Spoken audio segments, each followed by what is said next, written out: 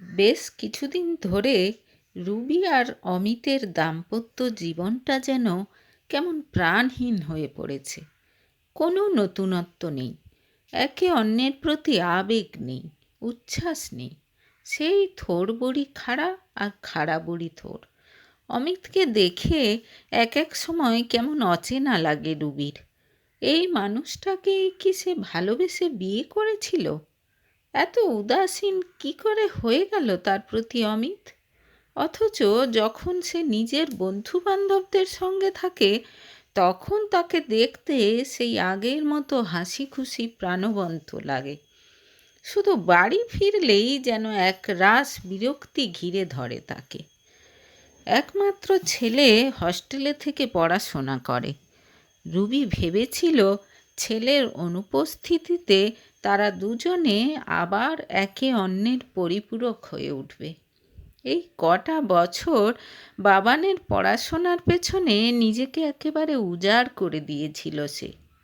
শখ আহ্লাদ ভুলে গিয়ে বাবানকে মানুষের মতো মানুষ করতে উৎসর্গ করে দিয়েছিল জীবনের গোল্ডেন মোমেন্টস। আর এখন যখন সে স্বামীর সঙ্গে একটু নিশ্চিন্তে দাম্পত্য উপভোগ করতে চাইছে, তখনই অমিত তার পাশে নেই। সঙ্গে তো অবশ্যই আছে, একসঙ্গে এক বাড়িতে খাচ্ছে দাচ্ছে, একই বিছানায় শুচ্ছে, কিন্তু তবু যেন দুজনের মধ্যে অগাধ দূরত্ব। অনেক চেষ্টা করেও রুবি কিছুতেই সেই দূরত্ব কমাতে পারছে না। অমিতকে দু একবার কথাটা বলেছে সে, শুনে একেবারে হেসে উড়িয়ে দিয়েছে সে। এরকম নাকি কোনো ব্যাপার নেই, বললেই বলে ঘরে থেকে থেকে মাথাটা খারাপ হয়ে গেছে তোমার, চিন্তাভাবনা সংকীর্ণ হয়ে গেছে। দিন রাত ওই বস্তা পচা টিভি সিরিয়ালগুলো না দেখে অন্য কাজে লাগাও ব্রেনটাকে। তার কথা শুনে অবাক হয়ে যায় রুবি।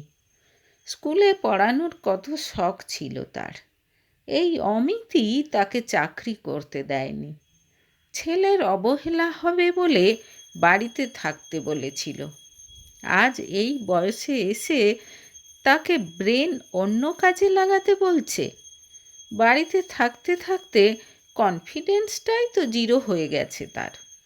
চেয়েছিল নাচটা কন্টিনিউ রাখবে, তাহলে তো অন্তত দু একটা বাচ্চাকে নাচও শেখাতে পারতো এখন।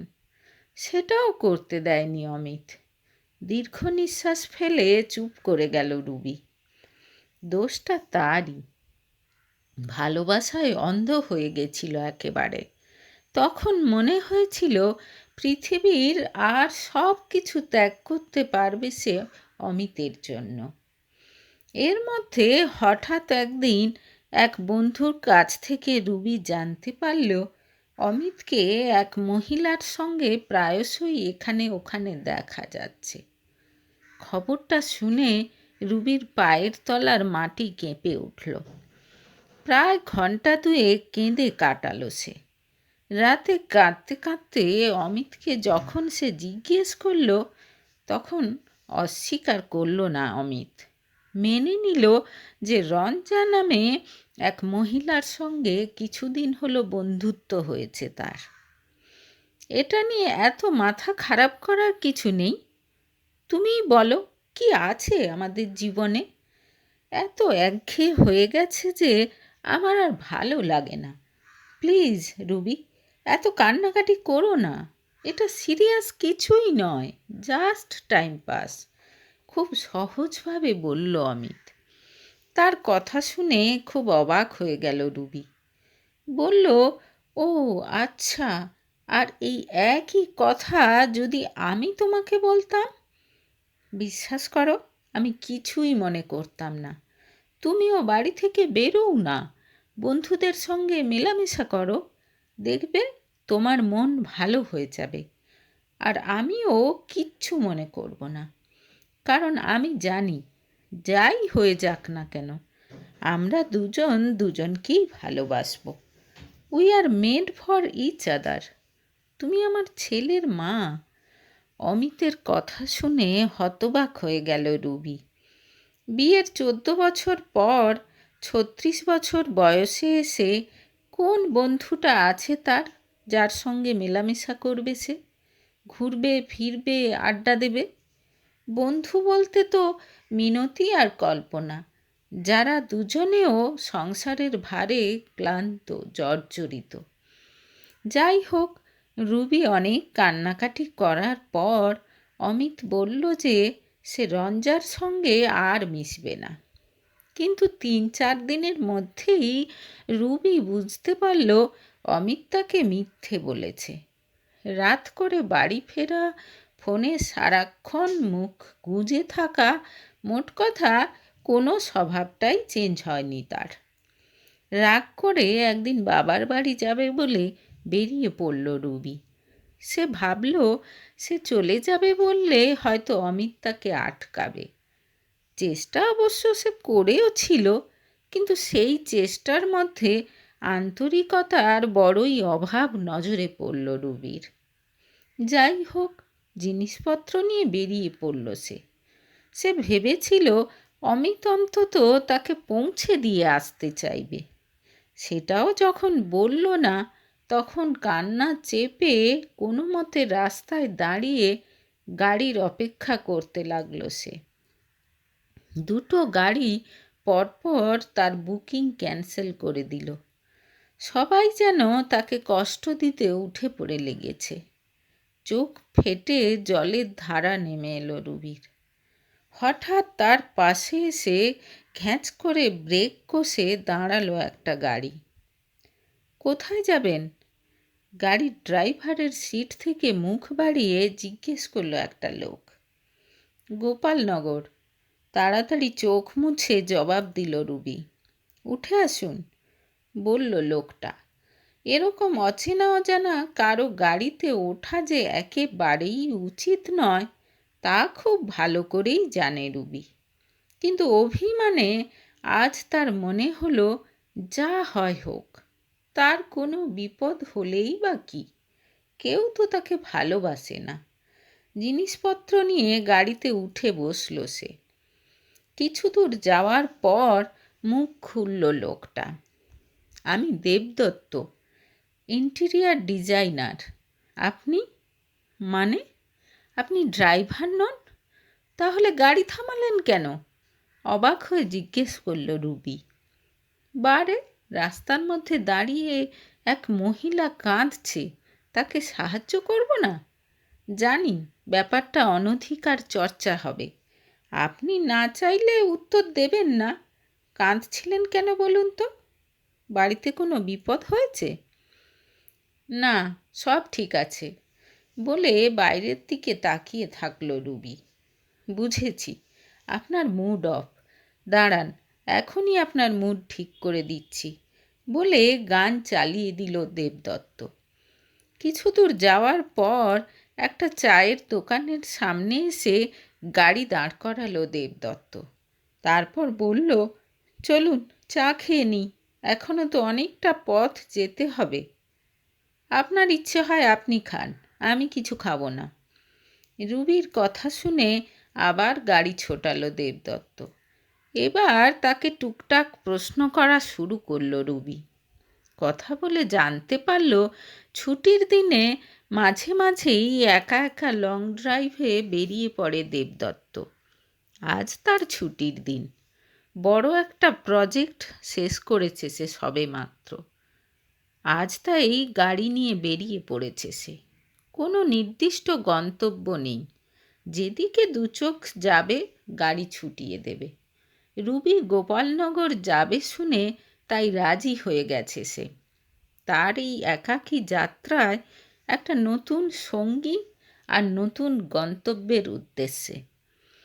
কথাবার্তা শুনে এবার লোকটার প্রতি ইন্টারেস্ট জাগল রুবির। বেশ ভালো তো, কোনো বাধাবন্ধন নেই, পিছুটান নেই। যখন ইচ্ছে হলো বেরিয়ে পড়ল অজানা পথ পাড়ি দিতে। আরও জানতে পারল বেশ বড় বড় লোকজনের, এমনকি বাংলার কিছু ফিল্ম স্টারদেরও বাড়ির ইন্টেরিয়ার ডিজাইনিং করেছে দেবদত্ত। এমনকি মাঝে মাঝে নাকি মুম্বাই থেকেও কাজের অফার আসে তার। বড় একটা টিম রয়েছে তার আন্ডারে। আমাকে ছেড়ে দিয়ে আবার ফিরে আসবেন আপনি? অবাক হয়ে জিজ্ঞেস করল রুবি। আপনি নেমন্তন্ন করলে রাতটা না হয় আপনার বাবার বাড়িতে কাটিয়ে আসতে পারি, হাসতে হাসতে বলল দেবদত্ত। তারপর আবার নিজেই জানালো কাল থেকে আর একটা কাজ শুরু হবে। যত রাতই হোক না কেন আজ আবার ফিরে আসতেই হবে তাকে। কিছুক্ষণ পর রুবি বুঝতে পারল দেবদত্তের সঙ্গে কথা বলতে তার বেশ ভালো লাগছে। মন খারাপ কখন যেন উধাও হয়ে গেছে। 40 বছরের দেবদত্ত বিয়ে করেনি, মায়ের সঙ্গে থাকে। রুবির সঙ্গে আলাপ হয়ে তার যে খুব ভালো লাগছে জানালো সে। কলকাতায় ফিরে তার সঙ্গে যোগাযোগ রাখবে জানালো রুবি। এক সময় বাবার বাড়ির সামনে এসে গাড়ি থামাতে বলল রুবি। নেমে এসে তার জন্য গাড়ির দরজা খুলে দিল দেবদত্ত। বাইরে বেরিয়ে এসে দেবদত্তকে দেখে চমকে গেল রুবি। সিটে বসেছিল বলে অতটা বোঝা যাচ্ছিল না। এত বেঁটে লোকটা! খুব জোর হলে 5 ফুট 2 ইঞ্চি হাইট হবে। ছেলে হিসেবে খুবই কম। রুবির হাইট 5 ফুট 5 ইঞ্চি। বেশ লম্বা লাগে তাকে দেখতে। হাজব্যান্ড অমিত 5 ফুট 11 ইঞ্চি। দুজনের বাড়িরই সবাই খুব লম্বা লম্বা। বেটে ছেলে একেবারে সহ্য করতে পারে না রুবি। যাই হোক, ফোন নাম্বার বিনিময় করে বিদায় জানিয়ে বাড়িতে ঢুকে গেল রুবি। ফেরার পথ ধরল দেবদত্ত। জিনিসপত্র নিয়ে মেয়েকে আসতে দেখে বেশ অবাক হয়ে গেলেন রুবির মা বাবা। এখন কিছুদিন এখানে থাকবে বলে জানিয়ে দিয়ে ওপরে নিজের ঘরে চলে গেল রুবি। ব্যাগ থেকে জিনিসপত্র বার করে রাখতে রাখতে বুঝতে পারল মনটা আবার খারাপ হয়ে গেছে তার। তবে এবার অন্য কারণে। গাড়িতে আস্তে আস্তে সে ভাবছিল দেবদত্তের সঙ্গে বন্ধুত্ব রাখবে। অমিত তো তাকে বলেছে বন্ধুদের সঙ্গে মেলামেশা করতে। সেও দেখবে তার এই নতুন বন্ধুকে দেখে অমিত কি বলে।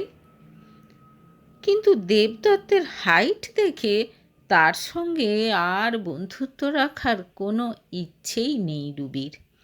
এত বেঁটে ছেলেকে অমিতের সামনে আনবেই বা কী করে সে? শুধু অমিতই নয়, সবাই তো তাদের একসঙ্গে দেখলে হাসাহাসি করবে। কথা বললে যে কারোরই দেবদত্তকে ভালো লাগবে। ঝকঝকে বুদ্ধিদীপ্ত একটা ছেলে, দেখতেও খারাপ নয়। কিন্তু এই হাইটের জন্যই হয়তো কোনো মেয়ে বিয়ে করেনি তাকে। নানা রকম চিন্তা করতে করতে ফ্রেশ হয়ে নিচে নেমে এলো রুবি। মাকে অমিতের কথা বলতে গিয়ে কান্নায় ভেঙে পড়ল সে। 2 দিন পর দেবদত্ত ফোন করল রুবিকে। কেমন আছে জানতে চাইল। কোনো রকমে সংক্ষেপে উত্তর দিয়ে ফোন রেখে দিল রুবি। নিজের ব্যবহারে নিজেরই তার খুব অবাক লাগলো। কেন জানে না দেবদত্তের শর্ট হাইটের কথা ভাবলেই বিরক্তি লাগছে তার। একটা ঠিকঠাক লোকের সঙ্গে কি আলাপ হতে পারল না? তাহলে তো একবার দেখিয়ে দিত অমিতকে। বাড়ি ছেড়ে চলে এসে তুই কিন্তু ভুল করেছিস মা।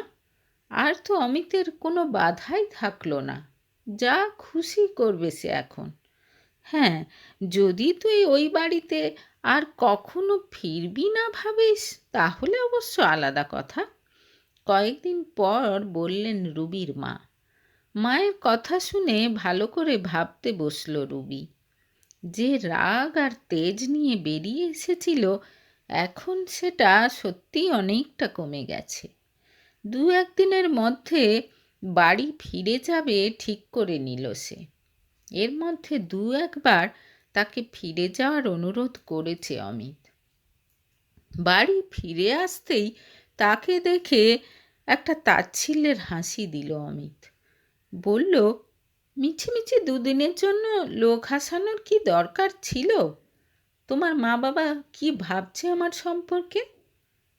যাক, এখনো তার মানে লোকে কি ভাববে সেই হুঁশ আছে। মনে মনে খুশি হলো রুবি। দুদিন পর চানে ঢুকেছে অমিত। এমন সময় তার ফোনটা বেজে উঠতে সেটা ধরল রুবি। অফিস থেকে কেউ একজন করেছে। কথা বলে রেখে দিল রুবি। বেরিয়ে এসে জানতে পেরে তার সঙ্গে তুমুল ঝগড়া শুরু করে দিল অমিত। রুবি কেন তার ফোন ধরেছে সেই নিয়ে একেবারে রেগে কাঁই। প্রাইভেসি বলে কিছু আছে তো নাকি আমার? সেদিন দেখছিলাম আমার ফোনের লক খোলার চেষ্টা করছিলে। কি ভাবো কি তুমি আমাকে? এই জন্যই তোমার সঙ্গে থাকতে দম বন্ধ লাগে আমার। Please give me a break, চিৎকার করে বলল অমিত। রাগে দুঃখে চোখ দিয়ে জল বেরিয়ে এলো রুবির। তার সঙ্গে থাকতে দম বন্ধ লাগে অমিতের? স্ত্রী হিসেবে স্বামীর ফোনটা রিসিভ করার অধিকার নেই তার? খানিকক্ষণ পর অমিত বেরিয়ে যেতে দেবদত্তকে ফোন করল রুবি। সে জানে দেবদত্তর সঙ্গে কথা বললে মনটা ভালো হয়ে যাবে তার। এমন সুন্দর কথা বলে লোকটা। খোঁজখবর নিয়ে ফোনটা রেখে দিতে যাবে এমন সময় দেবদত্ত বলল, চলুন না একদিন কফি খেতে বেরোই। খুব একটা ইচ্ছে না করলেও রাজি হয়ে গেল রুবি। অমিতের ওপর প্রতিশোধ নিতে ইচ্ছে করছে তার। পরদিন কফি শপে দেখা হলো রুবি আর দেবদত্তের। এখানকার কফি বেশ কস্টলি। এরকম একটা জায়গায় এসেছে তাই বেশ কিছু সেলফি তুলল রুবি। দেবদত্তের সঙ্গে অনেক গল্প হলো। কথায় মানুষকে মোহিত করে দেওয়ার ক্ষমতা আছে লোকটার। শুধু কথাই নয়, ওভারঅল পার্সোনালিটিও বেশ চার্মিং। মেরে দিয়েছে শুধু হাইটটাই। রাতে ফেসবুকে ছবিগুলো পোস্ট করে দিল রুবি। তবে দেবদত্তের মুখটা ক্রপ করে বাদ দিয়ে দিল। সে জানে অমিতের চোখে পড়বে এগুলো। কফি ম্যানিয়াতে কফি খেতে গেছিলে দেখলাম, তা কার সঙ্গে গেছিলে? পরদিন দুপুরে অফিস থেকে ফোন করে জিজ্ঞেস করলো অমিত। ওই একটা বন্ধুর সঙ্গে, উত্তর দিল রুবি। কোন বন্ধু সেটাই তো জানতে চাইছি। কত বন্ধুই তো আছে, তুমি কি আর সবাইকে চেনো নাকি? রহস্য তৈরি করার চেষ্টা করল রুবি। যাও, বলতে হবে না, বলে ফোন রেখে দিল অমিত। বেশ মজা লাগলো রুবির। বিকেলে অফিস থেকে তাড়াতাড়ি ফিরে এলো অমিত।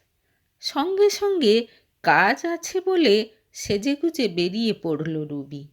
প্রচণ্ড অবাক হলো অমিত।